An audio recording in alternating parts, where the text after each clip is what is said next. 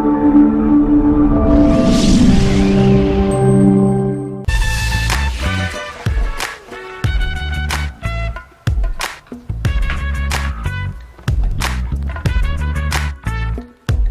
keep telling me to make it, yeah, to the spot where we would stay lit, and finish bottles never wasted, yeah, cause that's where I'm from.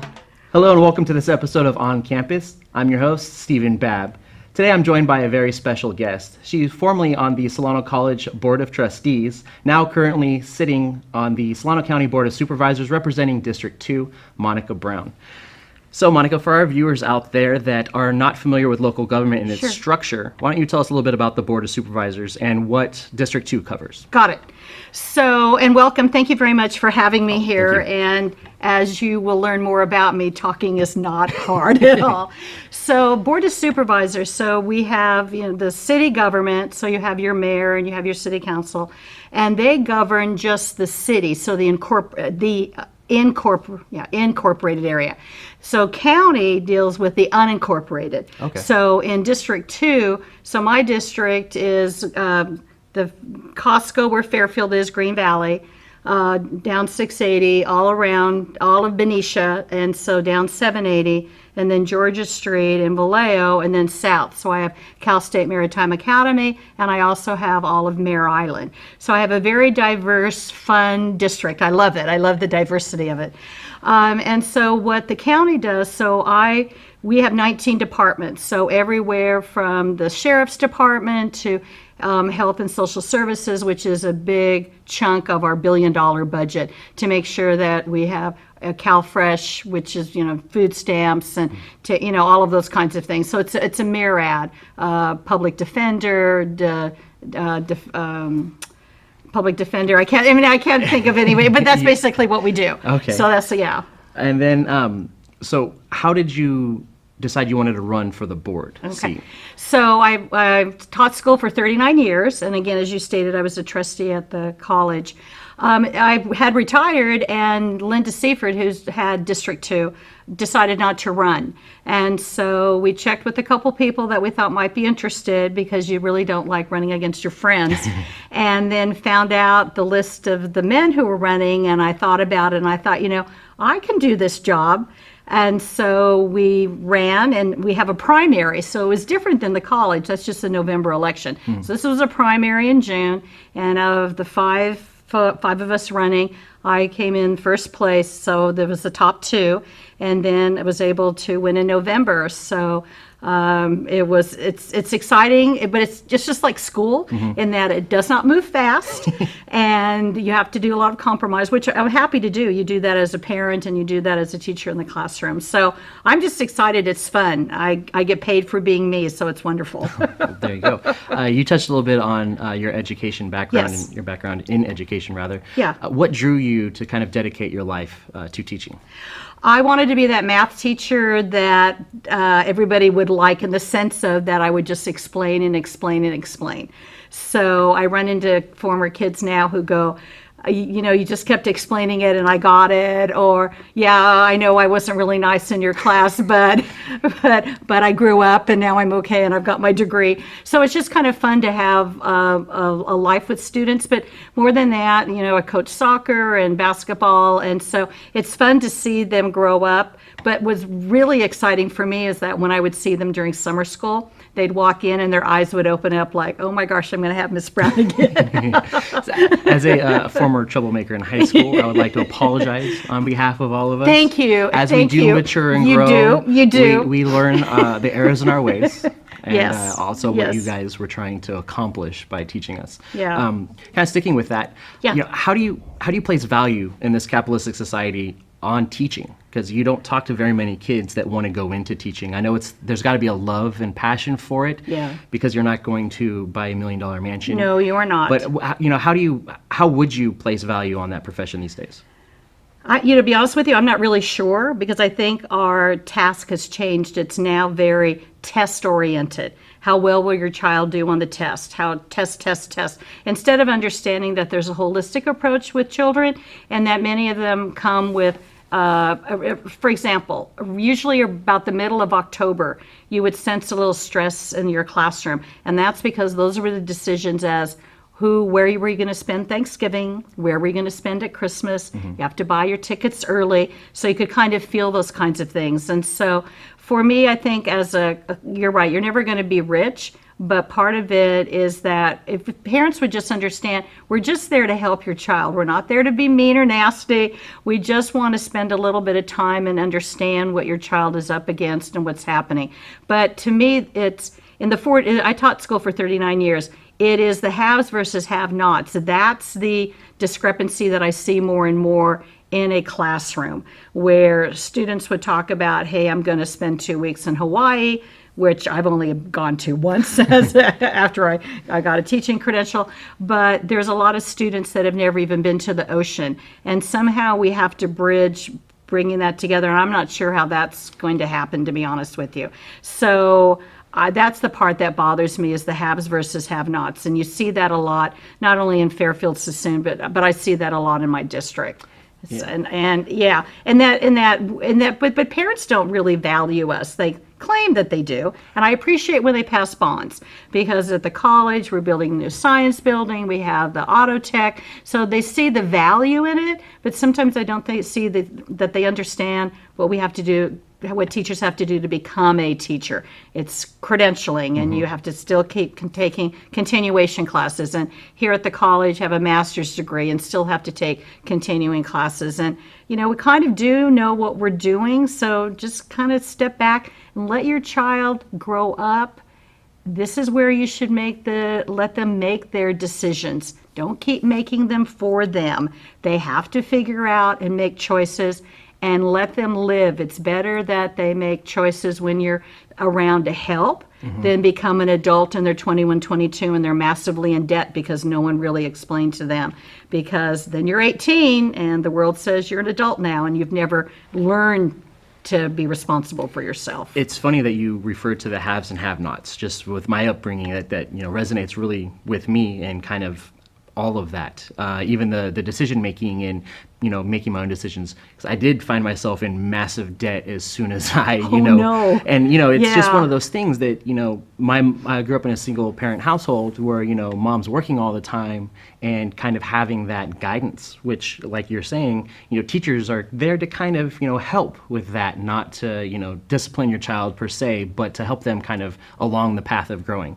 Yes. I'm a parent now, and I know with my 3-year-old, there's a lot of, it's tricky as a parent, but you also want to help them grow and make decisions and make mistakes, because the mistakes they make now, it's better to make them now. Exactly. When they're kind of protected by a parent as and let them know that there are consequences. So I always treated my students as I did my own 2 kids, which is, okay, here's a choice. You can either sit here or you can sit here. I don't care which one you pick, but you choose. So let them have choices where you're still kind of guiding them. And I think that we make too many decisions for them, and then they don't know exactly what to do. So you're absolutely correct. So your little one, let them choose. Yes. And whether it's what book we're going to read tonight, or what pajamas we're going to wear, and that kind of thing. And it's okay to let them fall, let them pick themselves up, and put a little Band-Aid on and say, hey, let's keep going. Because when my kids would actually literally fall, they were cool. They got up and we just moved on, because that's what life is all about. And you don't make a big deal out of it. Exactly. You don't make a big deal out of it. Because when they see you stress and make a big fuss, then they're going to follow your lead with that. That's true. That's and I'm also true. kind of, I'm big into sports. So I don't let my kids win very often. Correct. If they do something, I encourage and I applaud, but you're not going to get the easy road. There's no participation trophies in life. Thank you. And I think that is somehow that happened. It blew me away with my daughter in soccer, right? So I think it was kindergarten. And we went to the party, and you gave the money, right? Because you do, because I wasn't the team mom at the time. And it was like everybody got a trophy, and I'm going, okay. And then we have all these, what do I do with all these trophies? They're in college now. But exactly. And so it wasn't really until high school, because she played soccer at Rodriguez, is that when you went to the team party, that there was somebody who was going to be the MVP, and there's somebody who's going to be this, and you start now culling, and I think that's what happens which is why I love Solano Community College or any community college, that you then find out that you might have been that A student, but now you're coming and now you've got other people that were also A students, and how are you going to fit basically in the pecking order? And there is a pecking order, and you've got to figure it out. But it's helpful when you do it in middle school and high school where your parents are supportive and let them fall. It's okay. It is. It is okay. I couldn't agree more. Kind of going back to the haves and have-nots. Yeah. You ran on a platform kind of focusing on the homelessness issue in Yes. Solano County, those that are suffering from mental illness. Yes. Talk a little bit about that and what, now that you have been on the board now for a little while, Right. what kind of things you've done to help combat those situations? Well, for me, mental health, mental illness is a lot of 7th and 8th graders as they were developing. What parents weren't sure what to do, and didn't seem like there were a lot of resources. So 2 subcommittees that I serve on are the Mental Health Advisory Board and In-Home Support Services, which is a different thing we can talk about in a moment. And so one of the things that we're looking at with mental health is Laura's Law and AB 1971. And this morning just got the word that AB 1971 did not get through yet.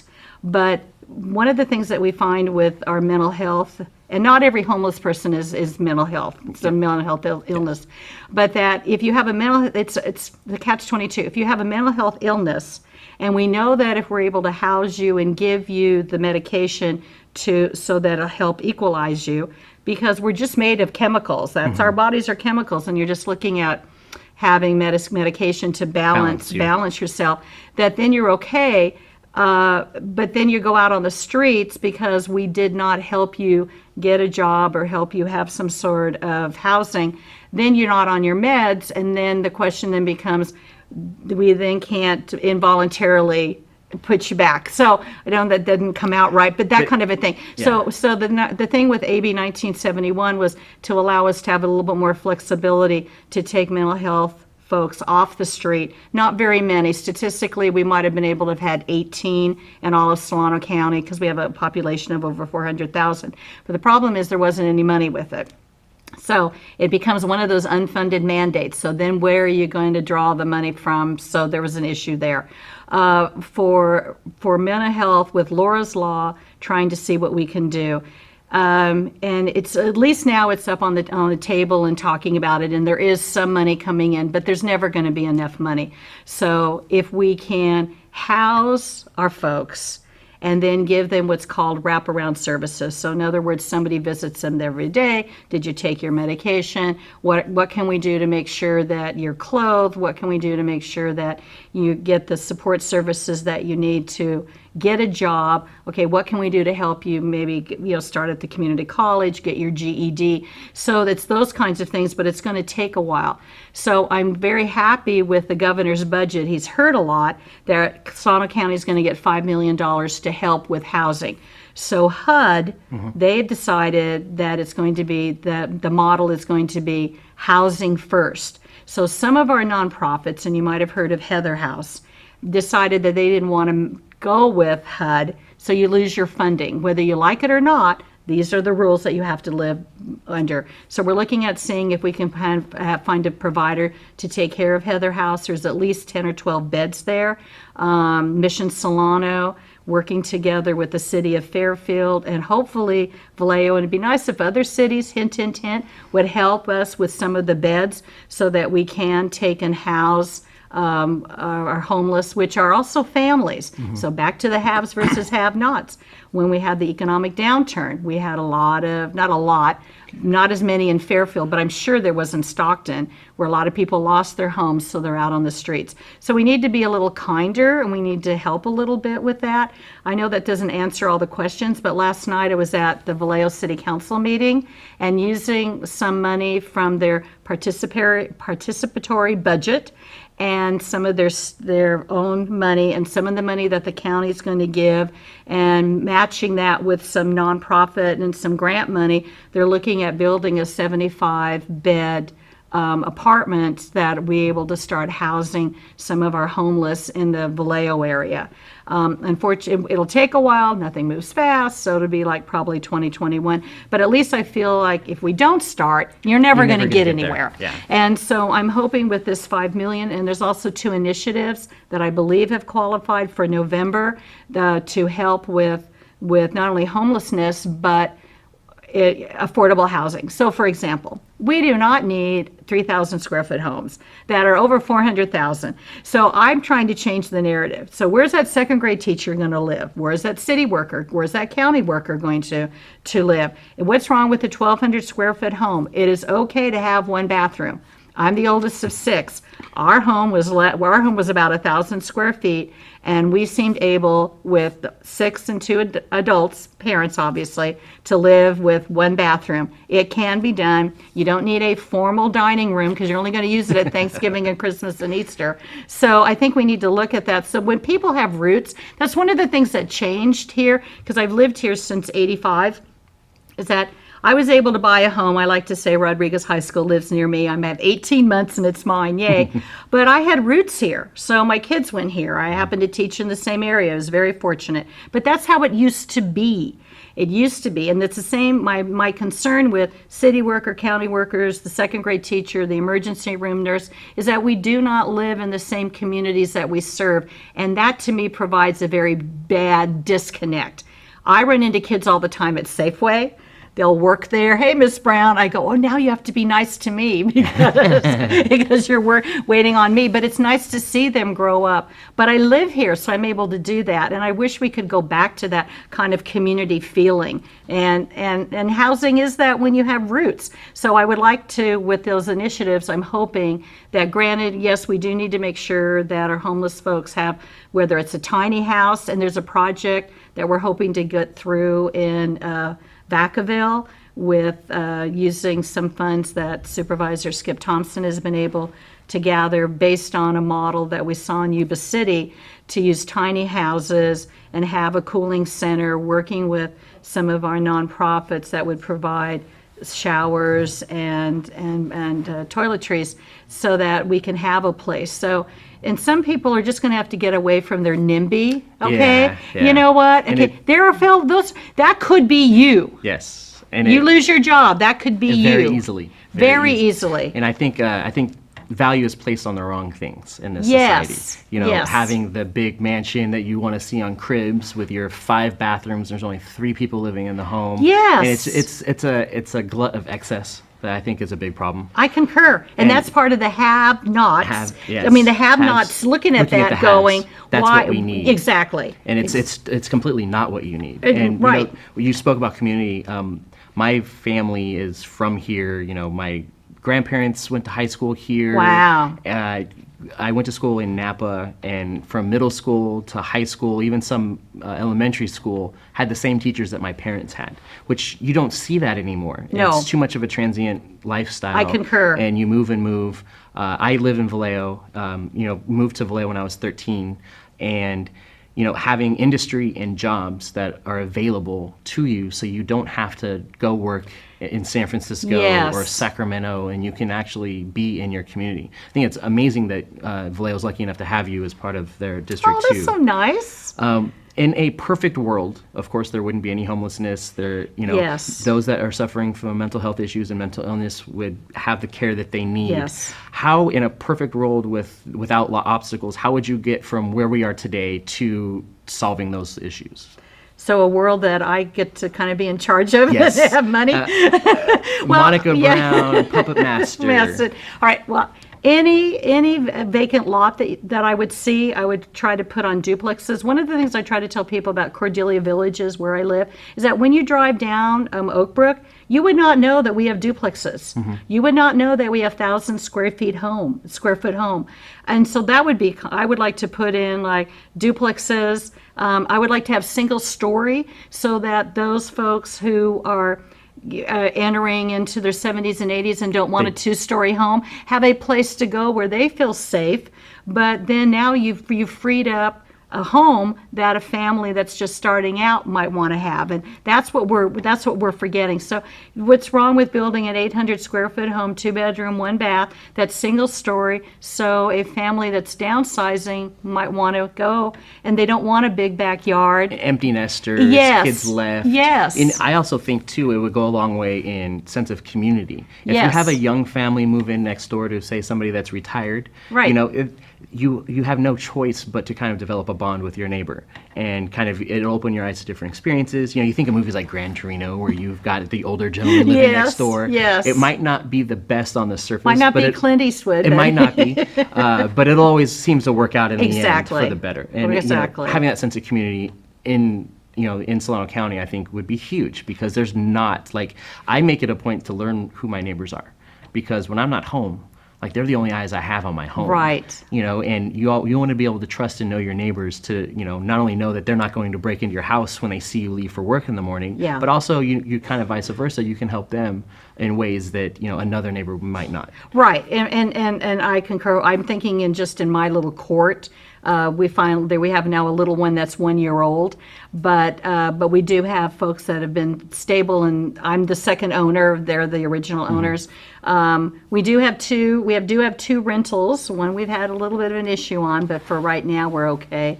And that would be the negative that I have, is that I understand a rental, I get it, but sometimes I worry about that we have way too many on each blocks, and then what happens is that we have people that are in and out, And no community. and we've lost the sense of community. Absolutely correct.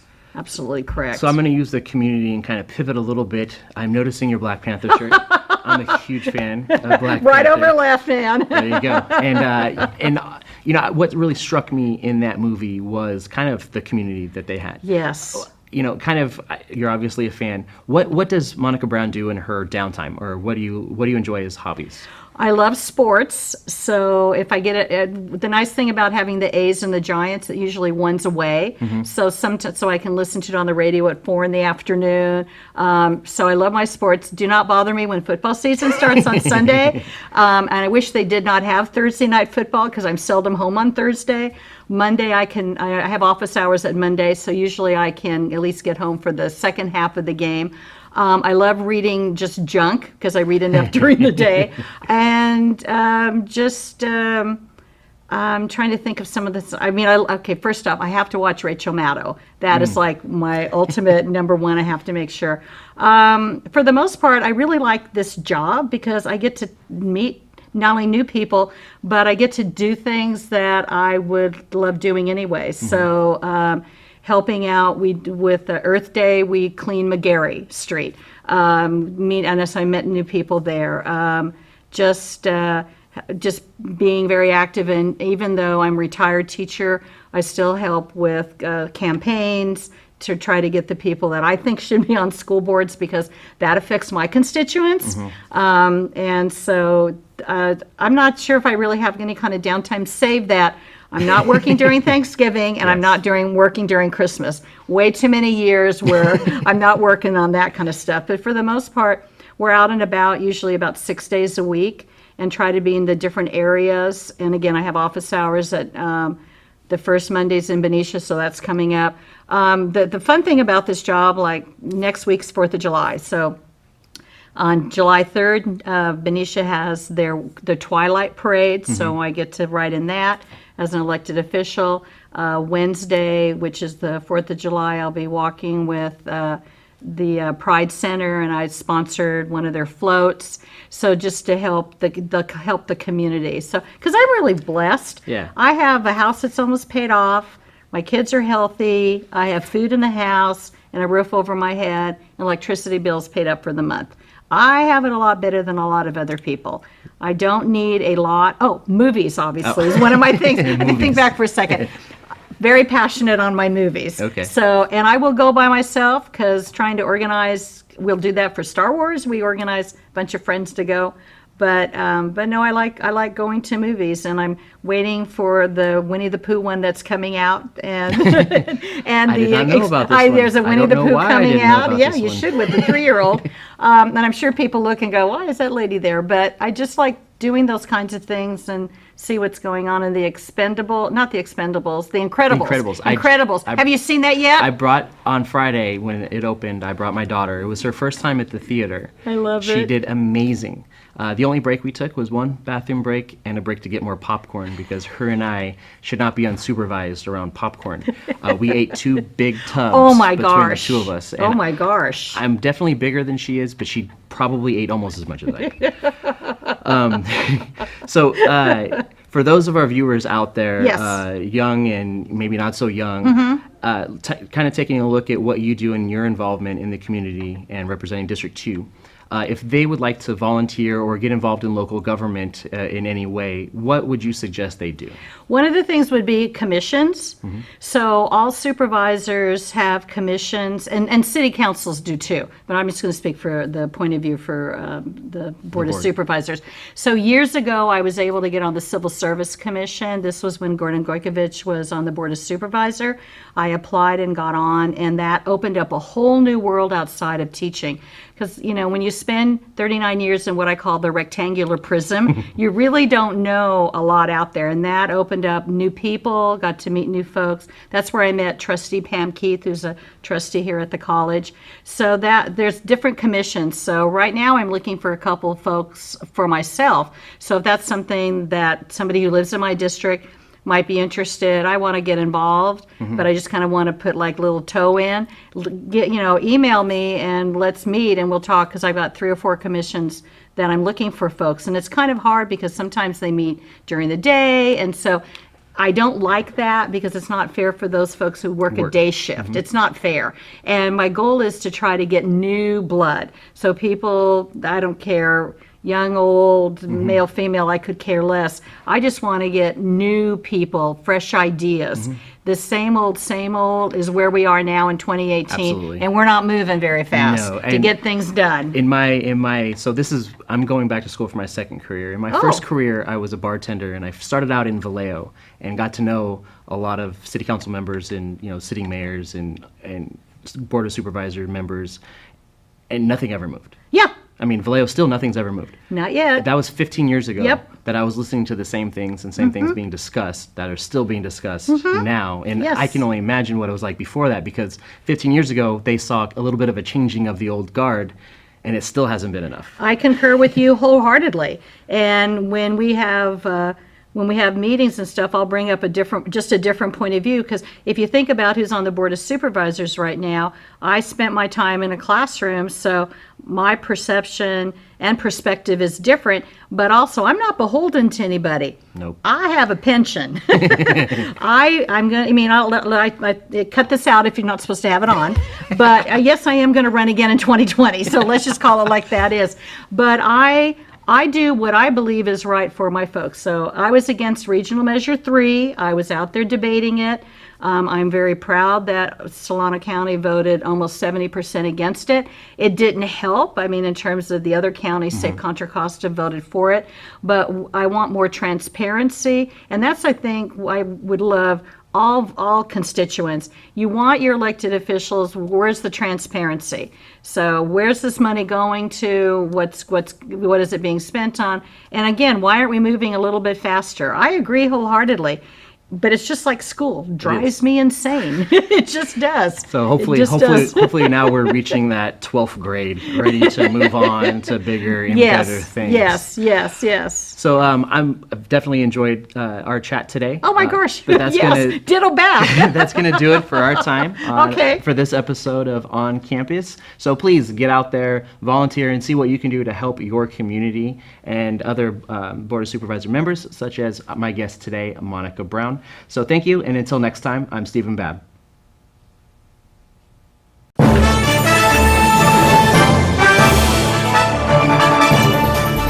The exponential growth from the program from my first year to my third year now, that's what keeps me coming back and keeps me excited and just like fulfills me as a person. It's so impressive, and we every time we walk in here, you guys are doing something different. It's great. It's Nothing but opportunities here, and we have sports to cover, we have the equipment. Because the more ambitious you are, the more opportunities you'll have. On-the-job training is huge. Get the hands-on experience. When someone asks who can do it, you can raise your hand and say, I can do it. So joining the class was the best decision I ever made.